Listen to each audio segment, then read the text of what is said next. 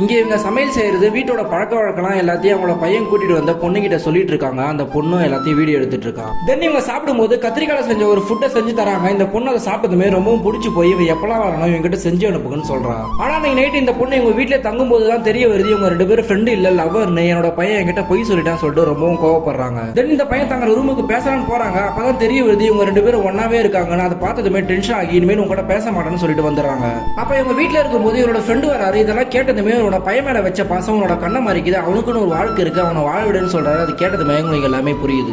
ஆக்சுவலா பெரிய சிங்கர் அவன் ட்ரை பண்ணிட்டு இருப்பான். ஆனா இவனுக்கு எப்பவுமே கோரஸா தான் பாட வாய்ப்பு கிடைக்குது. ஆனா இந்த பொண்ணு எப்பவுமே இவன் கிட்ட எப்பயாச்சும் ஒரு நாள் உனக்கு வாய்ப்பு கிடைக்கும் வெயிட் பண்ணுன்னு சொல்லிட்டு ரொம்பவும் மோட்டிவேட்டா பேசிட்டு இருப்பான். அதே மாதிரி ஒரு நாள் இவன் பாடுற இடத்துல ஒரு சிங்கர் வராம போயிடாரு. அப்பன்னு பார்த்து இவன் பாடி காமிக்கிறான். இதை கேட்டதுமே இவன் சான்ஸ் கிடைக்குது. அதனால பெரிய பாடகராயிடலாம். தென் இவன் ஒரு டிவி இன்டர்வியூல அந்த பொண்ணு தான் எல்லாத்துக்கும் காரணம்னு சொல்றான். அது கேட்டதுமே இந்த அம்மா கோவப்படுறாங்க. இருந்தாலும் அந்த பொண்ணோட அளவு ஒத்துக்கிட்டு அந்த பொண்ணுக்கு பிடிச்ச கத்திரிக்காய் ஃபுட்டை செஞ்சு அனுப்புறாங்க.